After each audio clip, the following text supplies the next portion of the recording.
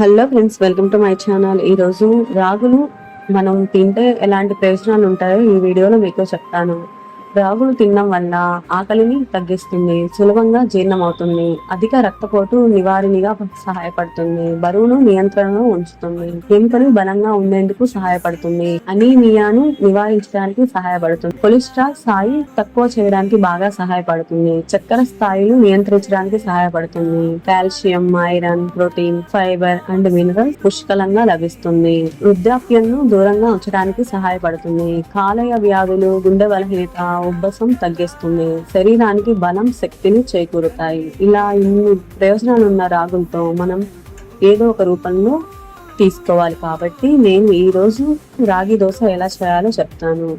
ఇది చాలా సింపుల్, ఈజీగా చేసుకోవచ్చు. రాగులు 1 కప్పు తీసుకోవాలి. బియ్యం 1/2 కప్ కన్నా కొంచెం తక్కువ తీసుకున్నామంటే మనకి దోశలు బయట తిన్న దోశల్లాగా చాలా టేస్టీగా ఉంటాయి. 1/2 కప్పు మినపగుళ్ళు కూడా పోసుకొని ఇవన్నీ బాగా కడుక్కోవాలి. రాగుల్లో చాలా మురికి వస్తుంది. 1కి 4-5 సార్లు కడుక్కోవాలి. అలా కడుక్కుంటేనే చాలా చక్కగా వస్తుంది. రాగులు పైకి చూడడానికి బాగానే ఉంటాయి, కానీ మనం ఇలా కడిగామంటే ఇలా నల్లగా వస్తుంది. తెల్లగా వచ్చేంత వరకు వీటిని బాగా శుభ్రంగా కడుక్కొని నానబెట్టుకోవాలి. ఇలా మళ్ళీ వాటర్ పోసేసుకొని 4 గంటలు నానబెట్టుకోవాలి. 4 గంటలు నానబెట్టుకున్నామంటే ఇవి చక్కగా నానిపోతాయి.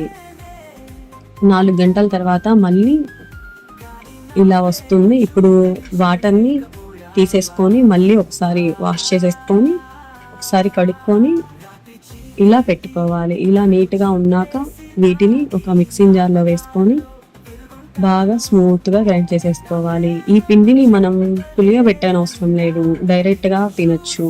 పులియబెట్టుకోవాలనుకుంటే ఒకవేళ పులియబెట్టుకోండి, లేకపోతే డైరెక్ట్గా తినాలనుకున్నా ఇలా చేసేసుకోవచ్చు అప్పుడప్పుడు ఇన్స్టెంట్గా. ఇందులో టేస్ట్కి సరిపడా సాల్ట్, కొంచెం వాటర్ యాడ్ చేసేసుకొని స్మూత్గా గ్రైండ్ చేసేసుకొని పెట్టుకోవాలి. ఈ పిండితో మనం ఇన్స్టెంట్గా దోశలు వేసుకోవచ్చు, లేకపోతే పులియబెట్టుకొని వేసుకోవచ్చు. స్టవ్ మీద ఒక ప్యాన్ పెట్టుకొని పెనం బాగా వేడెక్కాలి.